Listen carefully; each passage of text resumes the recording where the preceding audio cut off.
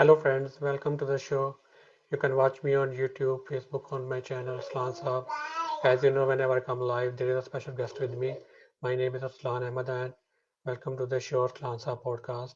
Today there is a special guest with me. Let's welcome her to my show and know more about her journey, about her life story. Hello, Miss Debbie Langley. How are you? I am doing great. Thank you so much for inviting me to be on your podcast. This is awesome. I'm looking forward to it. Yeah, thank you so much for your valuable time. Oh, my pleasure. Can you please introduce yourself and tell us about your work for the audience? I'm Debbie Langley, and I have been an entrepreneur for more than 40 years. And one of my businesses is that I do coaching and I help business owners optimize their profits because that's the bottom line. That's what you get to take home. And if you don't have it optimized, you're not taking home the money you need to be taken home. Yeah, right.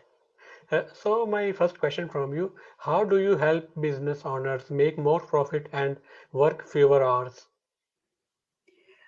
What I do when we start working together is that we do a deep dive into your company. We make a blueprint of your company so that we know who's doing what and what your costs are.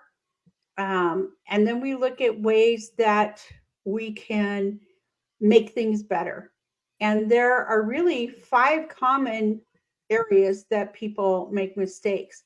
One, they get complacent, and complacency often leads to mediocrity, which then means you're no longer at the top of the pile and you are leaving money on the table. So um, we look at, what are your supplies and your costs associated with that. We look at what you're marketing, because a lot of times uh, in our complacency, we follow the trends that say, okay, you should be doing this type of marketing versus that. Um, Commonly, it's Facebook ads. But if your market isn't on Facebook, why are you advertising on Facebook? I mean, I've known owners of companies that 90% of their profit or their costs in marketing were on Facebook ads, but YouTube was where they got 90% of their business. So, and by taking a $15,000 a month Facebook expense and putting that towards the YouTube, or not even putting it towards anything, but just putting it back in the company, increased the person's bottom line by 15,000. And a simple thing like that is a way that um, you can increase your profits. Yeah, yeah, that's great. Uh, my next question from you, what are the main factors contributing to the decrease in profitability for the business according to your experience? Um, when I also talking about complacency is um, we get in this habit of we've got people working for us or we're using the same suppliers, and either our employees aren't performing or producing like they should, and so we don't want to let them go because nobody wants to be the bad guy, but we have to set standards in our company. And if they're not performing the job that they were hired to do, then we need to replace them with somebody that will. When a supplier keeps increasing costs, oftentimes the quality isn't as good, but we accept it because they're our supplier and we think that that's the only thing that we can get, or we accept the cost and we don't pass the cost on in our products. And those are real common ways to be losing profit in with suppliers. So we should have a bidding process, and we should be doing a review. If the costs go up, we should be automatically looking at other suppliers to see if we can get a better quality product for the same price, or a lesser, or it's the same quality product but at a lesser price. So those are two different types of examples of places that entrepreneurs leave money on the table. Great. My next question from you, how do you balance your personal and professional life? Well, there is no real work-life balance. That's a total myth, because our lives are more than two things. We don't have work here and um, our family here.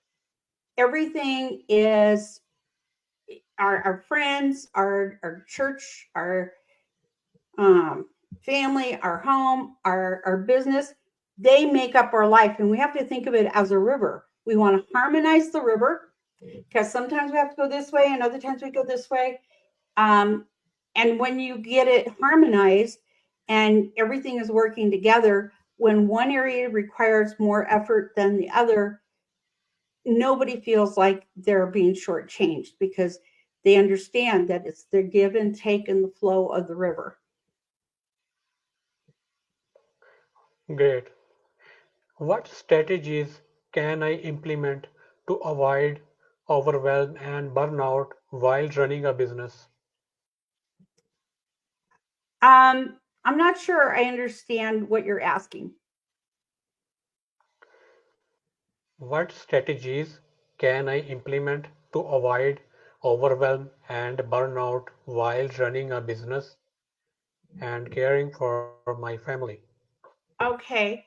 Well, I am a great promoter of family. And I think that the reason most of us start a business is because we want more time with our family. We want more time to do the things that we love to do. And how we do that is by setting boundaries. And part of those boundaries are time boundaries. One of the things I see in a lot of entrepreneurs is that they think, well, I need more revenue. I've got to work harder, put more hours in. And then it's like the family gets pushed to the side. That's what happened to my dad when he first got his first business. Was he thought, in order to get the money for the family, I've got to put in more hours. He worked from 6 a.m. till midnight. And then we never got to see him.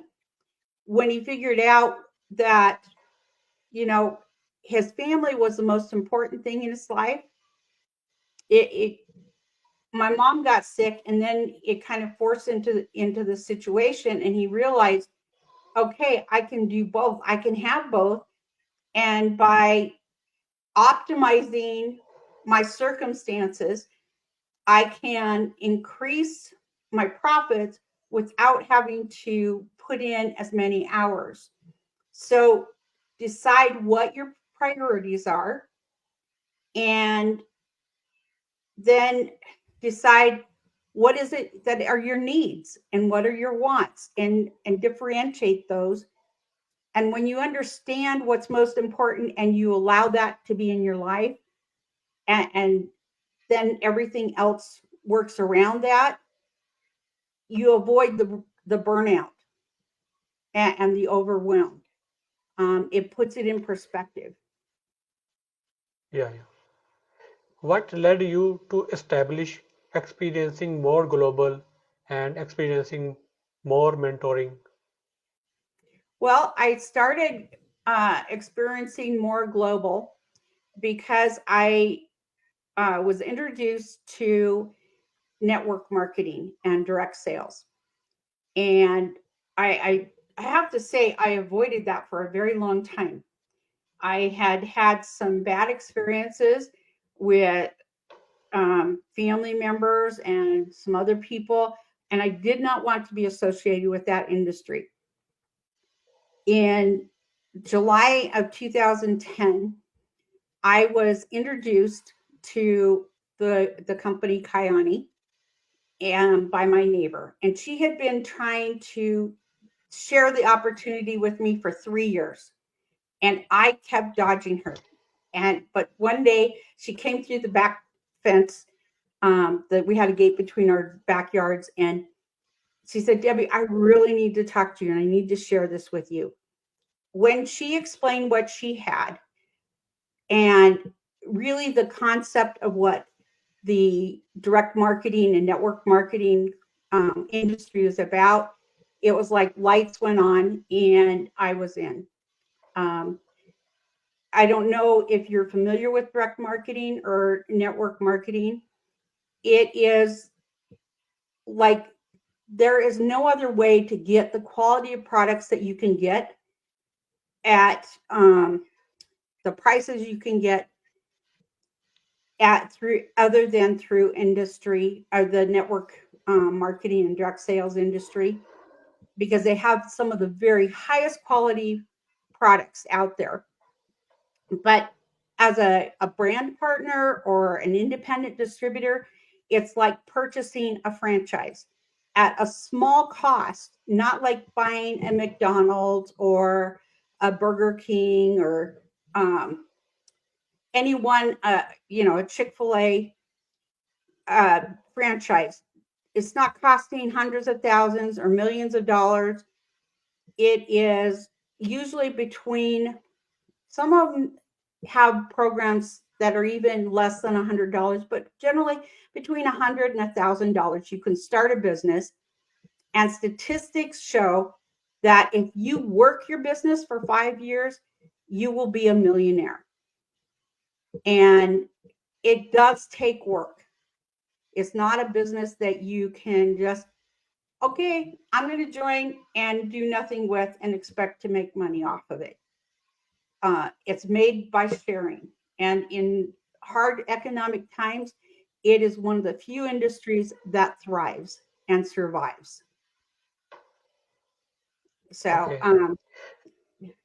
and I will go on to tell you about the mentoring. I started the mentoring because since the pandemic, I see that people need help with becoming a better entrepreneur, because the pandemic allowed us to be home with our kids and work. And then when everything opened back up, all of a sudden everybody has to go back to work. And parents are going, why? I really liked working at home and being home with my kids, being involved with my kids. I have never had that opportunity before. And now they're forced back into the office. So they're looking for ways to build money, an income. And so they're starting businesses, but they don't know how to start it. And they don't know how to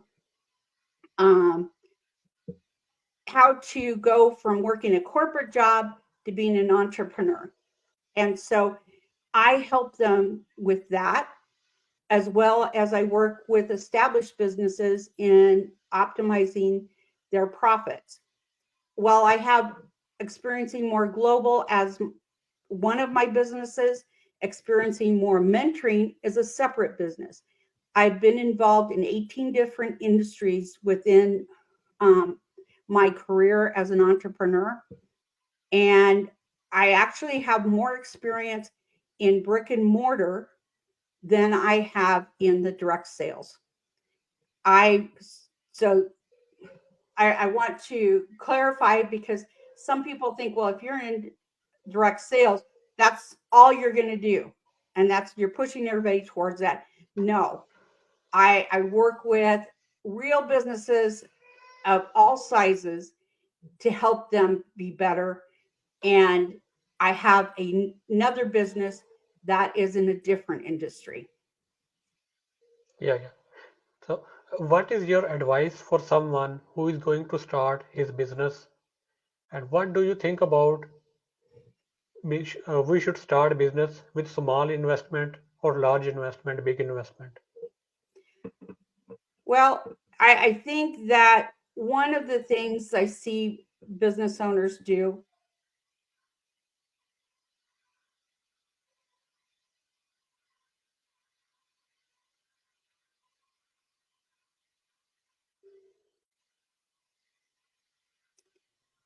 that the corporation has been a while and they're big, and a lot of times they're adult businesses, and the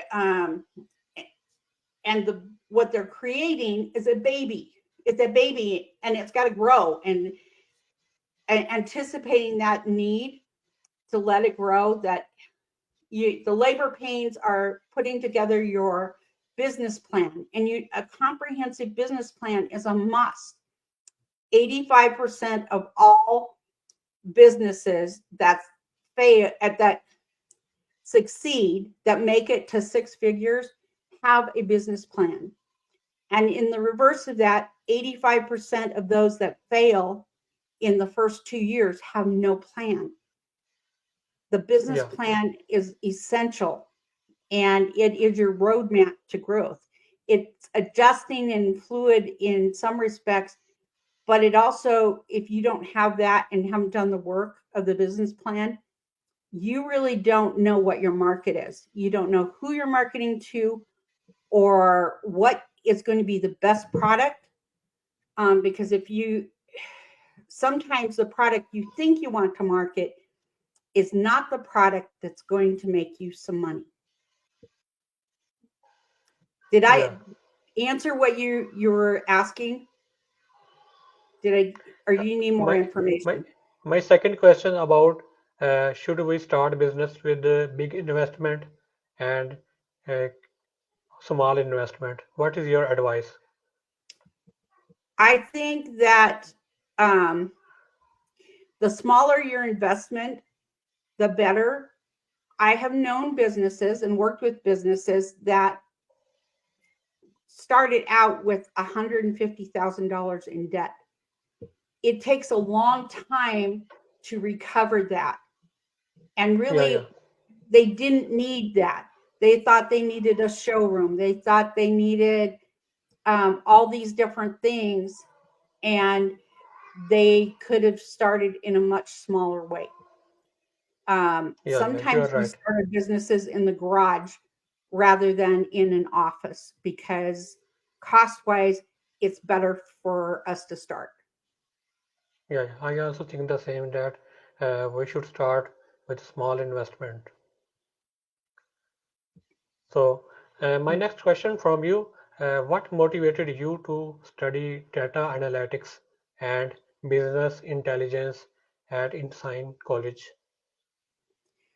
Well, I had gone through a divorce. I had been married for 32 years. I'd been raising my 6 kids during that time, running our family businesses. And all of a sudden, my life changed. It turned upside down. And I was trying to figure out, because all the businesses that we had prior to the divorce went away. And it took, because of certain circumstances, it took 6 years to complete that divorce, to do the property settlement part of it. And so I needed to have different avenues to earn money. And because I've been involved in business and I've been I started studying accounting when I was in high school. And so numbers are kind of my thing. And that's what makes me a good profit coach, is because I can go in and I can look at numbers.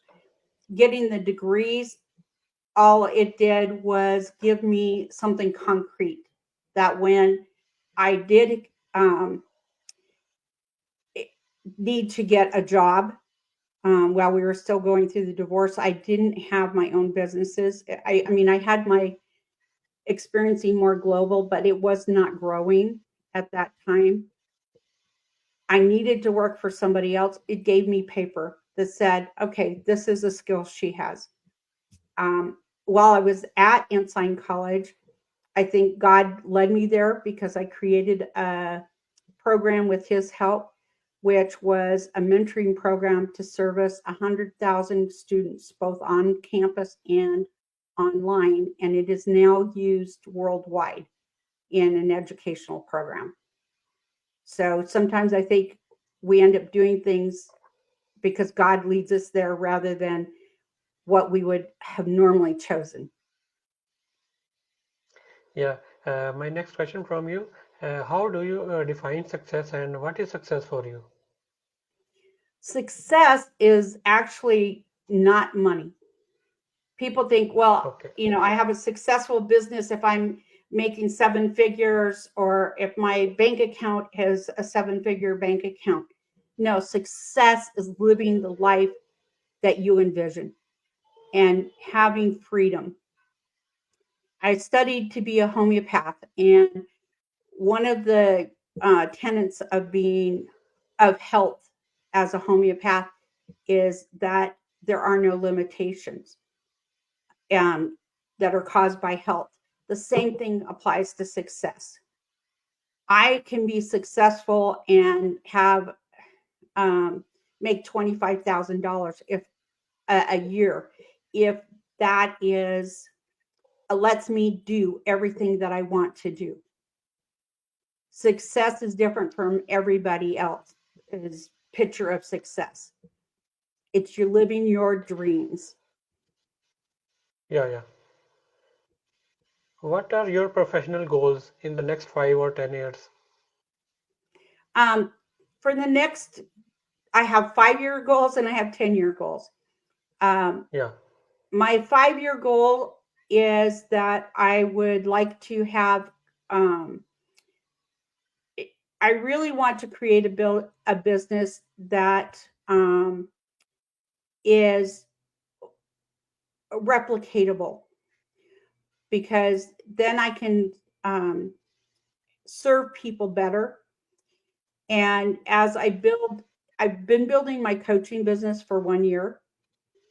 And when I'm full, my calendar's full, I only have to work with 24 people because every business is different. It's unique, and every individual situation is unique. And that, in order for me to give my best, I cannot take more than 24 clients. But I would like to be able to train other coaches how to optimize profits so that they can serve more people. Because 24 people is not very many people to serve. But if I can train other coaches to do that, that is that that is on my vision board for 10 years. At 10 years, I want to be step back from coaching and just spending time with my grandkids. Great, great. I Yeah. Can you share a significant challenge that you faced in your life and how you overcome it?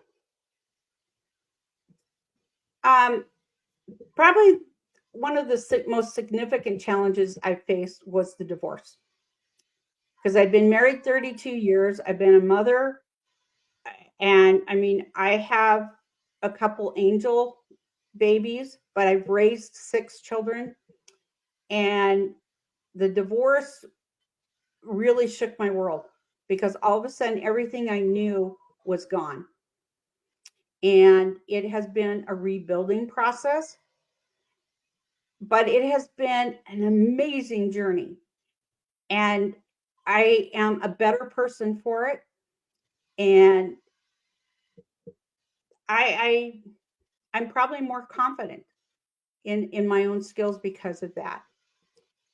The biggest decision I made uh, when I found out about the divorce was I decided I was not going to live in. I wasn't going to be bitter. I wasn't going to be angry. I was going to stay Debbie, and I love people. I want to serve them, and that that mentality, and and realizing that we live in an abundant world. And while I had this big wonderful life and it went away, it crashed, um, didn't mean it was gone. It's still there. I just needed to recreate it. Yeah. Can you name a person who has had a tremendous impact on you? I would say one of the biggest mentors I have is Kirk Duncan. He's with Three Key Elements, and he was wonderful in because he's all about mindset.